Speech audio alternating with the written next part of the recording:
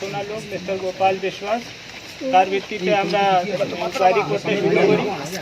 প্রথমে Barrackpore police commissionerate থেকে একটা এসআইটি হোক ওর জন্য ওনার যে মিসিং ছিলেন, তারপরে ওই এসআইটি চেষ্টা করে ওনাকে ট্রেস করার, আর ওই করে 20 তারিখে আমরা থ্রু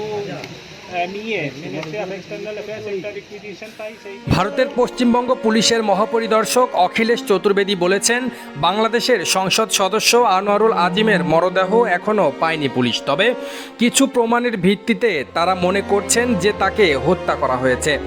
আজ বুধবার বিকেলে এক সংবাদ সম্মেলনে তিনি এসব কথা বলেন।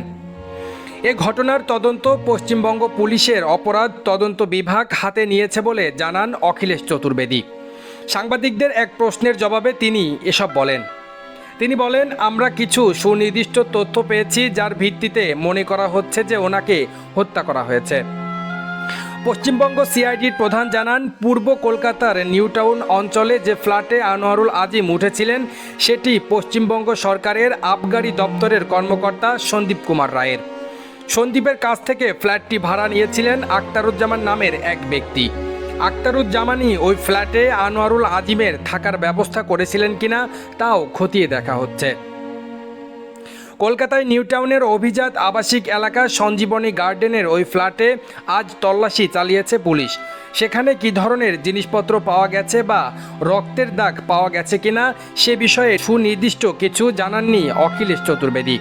তিনি বলেছেন, পুলিশের ফরেনসিক বিভাগ তদন্তের কাজ শুরু করেছে, তদন্তে অগ্রগতি হয়েছে বলেও উল্লেখ করেন তিনি। আনোয়ারুল আজিমের সঙ্গে কয়েকজন ব্যক্তি ওই ফ্ল্যাটে এসেছিলেন জানিয়ে অখিলেশ চতুর্বেদী বলেন, কিন্তু তারা কবে বেরিয়ে গেলেন সে বিষয়ে আমরা তদন্তের স্বার্থে এখনই কিছু বলতে পারছি না। এটুকু বোঝা যাচ্ছে যে 13ই মে উনি এখানে এসেছিলেন, তবে তার আগেও এসেছিলেন কিনা সেটা আমরা এখনও জানি না। আনোয়ারুল আজিমকে হত্যা করে দেহ খণ্ড খণ্ড করে ফেলা হয়েছে কিনা সে বিষয়েও কিছু বলতে চাননি সিআইডি কর্মকর্তা অখিলেশ চতুর্বেদী। ঝিনাইদহ 4 আসনের সংসদ সদস্য আনোয়ারুল চিকিৎসার জন্য 12ই মে কলকাতায় যান। সেখানে গোপাল বিশ্বাস নামে এক পরিচিত ব্যক্তির বাসায় ওঠেন তিনি। পরদিন থেকে তার আর খোঁজ পাওয়া যাচ্ছিল না। স্বরাষ্ট্রমন্ত্রী আসাদুজ্জামান খান আজ জানান যে আনোয়ারুল আজিম ভারতে খুন হয়েছেন। এখন পর্যাপ্ত প্রাপ্ত তথ্য মতে বাংলাদেশিরাই এ হত্যাকাণ্ড ঘটিয়েছে। এই ঘটনায় ইতিমধ্যে বাংলাদেশে 3 জনকে গ্রেপ্তার করা হয়েছে। রেজওয়ান ইসলাম, নিউজ বাংলা।